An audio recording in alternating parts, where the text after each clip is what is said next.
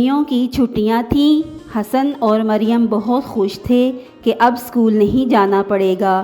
وہ صبح سے شام تک کھیلتے، ہنستے اور مزے کرتے۔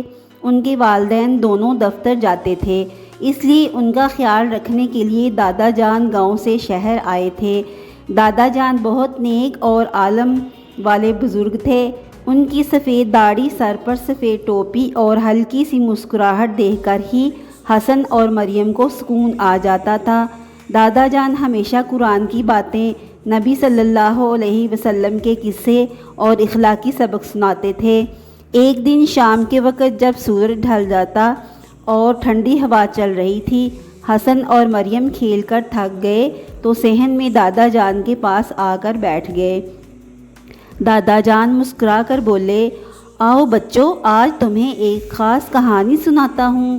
حسن خوشی سے بولا، ہاں دادا جان، آج آپ کی لمبی کہانی سنیں گے۔ مریم نے بھی کہا، لیکن دادا جان ڈرونی نہیں ہو، میں ڈر جاتی ہوں۔ دادا جان ہنسے اور بولے، نہیں بیٹی، یہ کہانی ایک لڑکے کی ہے جو پہلے شرارتی تھا لیکن پھر اللہ کے خوف سے نیک بن گیا۔ سلیم کی تبدیلی۔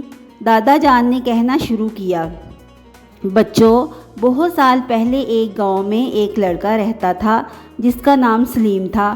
وہ ماں باپ کی بات نہیں مانتا تھا، دوسروں کا مذاق اڑاتا تھا اور ہر وقت جھوٹ بولتا تھا۔ گاؤں والے اس سے تنگ آ چکے تھے۔ حسن نے حیرت سے پوچھا، اتنا برا بچہ، پھر کیا ہوا؟ دادا جان نے بات جاری رکھتے ہوئے بولا، ایک دن اس گاؤں میں ایک بزرگ عالم دین حضرت نعمان آئے۔ گاؤں والوں نے ان سے شکایت کی کہ سلیم بہت بدتمیز ہے۔ حضرت نعمان نے سلیم کو پیار سے بلایا اور اسے کہا، بیٹا سلیم، تم بہت ذہین ہو مگر تم اپنی عقل کو صحیح کاموں میں استعمال نہیں کرتے۔ کیا تم جانتے ہو اللہ تعالیٰ ہر وقت تمہیں دیکھتا ہے؟ سلیم ہنسا اور بولا، اگر میں چھپ کر کروں تو کوئی نہیں دیکھتا۔ حضرت نعمان نے سورۃ الزلزال کی آخری 2 آیات پڑھیں، یعنی جس نے رتی برابر بھی نیکی کی ہوگی وہ اسے دیکھ لے گا اور جس نے ذرہ برابر بھی برائی کی ہوگی وہ بھی اسے دیکھ لے گا۔ یہ سن کر سلیم چونک گیا۔ اس نے سوچا، میرے سارے برے کام ہیں جو میں چھپ کر کرتا ہوں، اللہ دیکھ رہا ہے۔ اس کے دل میں خوف پیدا ہوا۔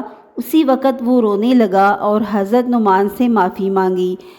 سلیم نے اس دن کے بعد جھوٹ بولنا چھوڑ دیا، بڑوں کی عزت کرنے لگا، چھوٹوں سے نرمی سے پیش آتا اور سب سے بڑھ کر 5 وقت نماز پڑھنے لگا۔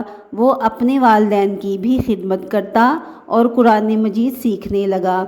گاؤں کے لوگ حیران تھے کہ یہ وہی سلیم ہے۔ اب سب اسے سلیم صالح کہتے تھے۔ وہ سب کا پسندیدہ بچہ بن گیا۔ دادا جان کی بات ختم ہوئی تو حسن اور مریم کی آنکھوں میں چمک تھی۔ حسن بولا، دادا جان، میں بھی اب سچ بولوں گا اور نماز نہیں چھوڑوں گا۔ مریم نے سر ہلایا، میں بھی، اور میں اپنی امی کی مدد بھی کیا کروں گی۔ دادا جان نے دونوں کو گلے سے لگا لیا اور دعائیں دیں، اللہ تم دونوں کو سلیم سے بھی بہتر بچہ بنائے اور تمہیں دین کی روشنی عطا کرے، آمین۔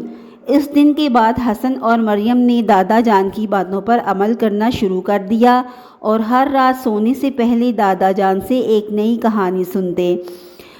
پیارے دوستو، اللہ تعالیٰ ہر وقت ہمیں دیکھتا ہے، اس لیے ہمیں ہر وقت سچ بولنا چاہیے، نیک عمل کرنے چاہیے اور نماز کو کبھی نہیں چھوڑنا چاہیے۔